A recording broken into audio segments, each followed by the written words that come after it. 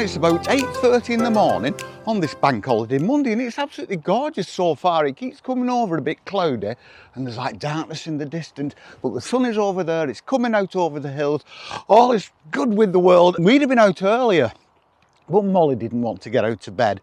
She loves her bed, and I come downstairs, have a cup of coffee, and she usually comes down within about a quarter of an hour, about half an hour this morning, and she finally got out of bed, came and sat on the couch, and then didn't want to come out, but as soon as I got her lead, she was up and she was out, and it's beautiful.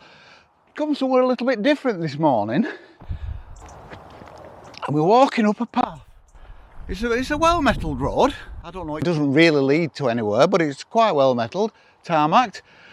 We're walking up away from a reservoir into some woodlands, and we'll do a big loop, come back down to the reservoir, walk along the side of the reservoir. It will take us probably about an hour and a half to 2 hours. Then we will go home, then we will have breakfast, then we will decide what we're doing with the rest of the day, and it's fab. Now this morning I thought I might get my 2 Penn'orth worth in. Everybody else has been talking about this case, and I think you know what I'm going to talk about. Every internet psychologist and psychiatrist has put up YouTube videos saying what they think, and some of them are quite interesting. Some of them are basically just complete waffle, starting nowhere and ending nowhere. Now, all I've got is an opinion.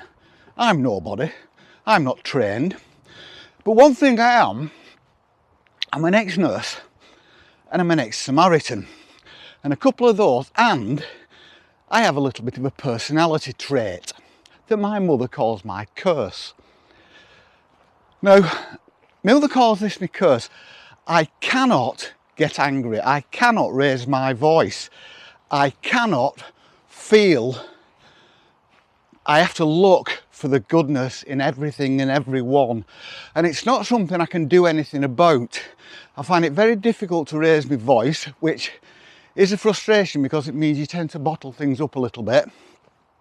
I don't argue, I don't get angry with anybody. I'm a nice bloke, and I think this did help when I was a Samaritan. I had it trained into me as a Samaritan about empathy, but the empathy was always there. Empathy will always either be there or it won't be there. And I ended up doing quite well in the Samaritans. I was on the team answering the phone. I was on the outreach team going to churches and schools. I was in the recruiting team. I was in the training team, and eventually I basically burned myself out, as all Samaritans do. It's quite intense, and I think it's about 2 years that you're a Samaritan for. I was a Samaritan for either 3 or 4 years, I can't remember, but in the end I burnt myself out. Thought about going back, but no. And I did answer quite a few calls from people in prison. It's part of the service. Now, we are obviously now going to talk about the Lucy Letby case. Now, Lucy Letby has got a full life term. She will spend the rest of her life in prison. She will die in prison. She will see people around her come in as kids. And if she lives long enough, she will see those kids retire. She will still be there. That will be a constant. She's done and proven to have done unspeakably awful things. No way can anybody ever condone that, but I think there are reasons, and like I say, I cannot get angry. God, those families must be going through hell. That is absolutely awful, that's terrible, but I think there are reasons, and I'm not baying for blood. I'll just put it this way. This woman, Lucy Letby now, and I'll tell you now that my daughter's called Lucy. My daughter is slightly older. My daughter is a mother. But that aside, she now will spend the rest of her life, possibly, I don't quite know how it works on a full life term, but I would think that it will be quite a strict regime, so she will never see a sunset. She will never see a sunrise, unless she's lucky to have a cell where she can see it through the window. She will never see a tree. She'll never walk on a beach. She'll never go into a pub. She'll never mix with friends. She'll never stand on top of the hill. She'll never laugh. She'll never put party dresses on. She'll never have a relationship. She'll never feel love. She'll never feel the arms of a person round her. Can you imagine that? Not feeling the arms of a person, because I don't think that she will be accepted. Her life will be awful. She'll be targeted now for the rest of her life, and people will say, well, that's justified. Well, okay, you can say that. I mean, I don't condone violence, physical violence on anybody. That's why I can say that what she's done is probably the worst thing a human being can do, and she deserves what she gets, or the person she has become deserves what she gets. I do not think that anybody, you can't be born evil. You can be born with a personality trait that makes you do things. I think that is probably beyond your control. And that exacerbated, and what I don't know, but you hear about her parents. Now, her parents were loving parents, but it seems that they went over the top a little bit. They were really overprotective and doting and suffocating, and they put Lucy Letby on a pedestal so high that she could see the world around her and became the biggest, highest, godlike thing in the world. And this has stuck, and her parents are still behaving like this. It's a cloying lifestyle she's had, it's a suffocating lifestyle. She moved away. Her parents hated that she'd moved away, but I think by then the damage had been done.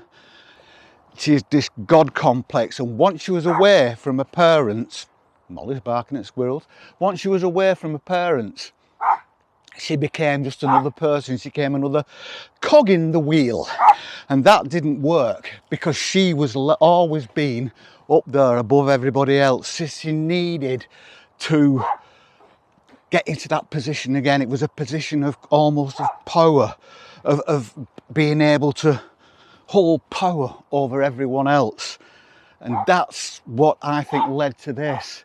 That and other things exacerbated it. Apparently she had like a crush on the doctor, who some people have said she had an affair with him. I don't know whether she did or not, but she was craving attention off him.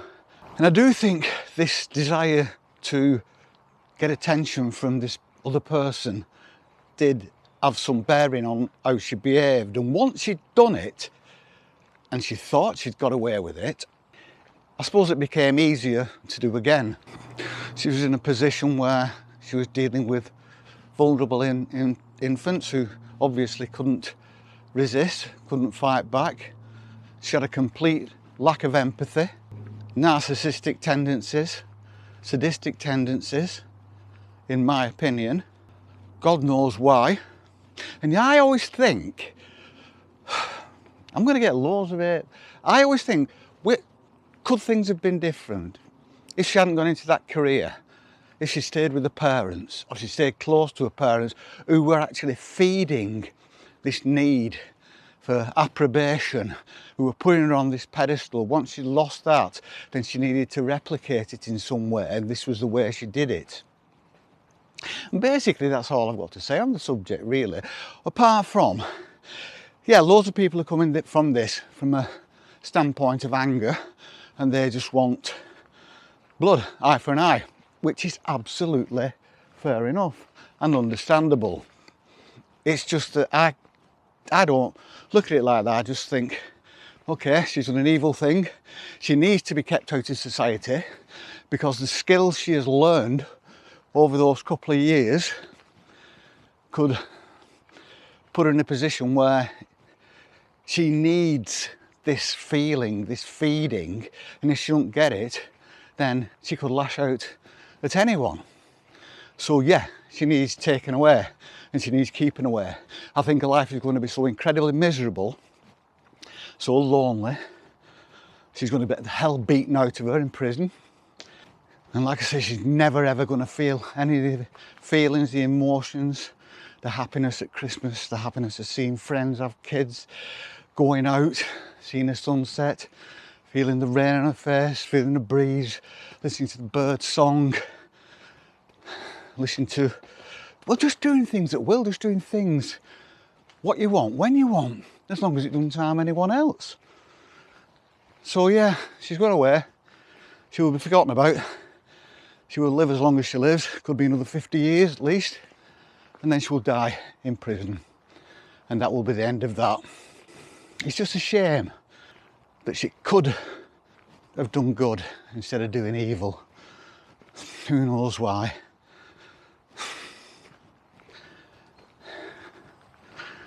Now we're going to get back to our little walk in the countryside because Molly is shouting at squirrels. So we're going to go and shout at squirrels. Have a lovely bank holiday. See you soon.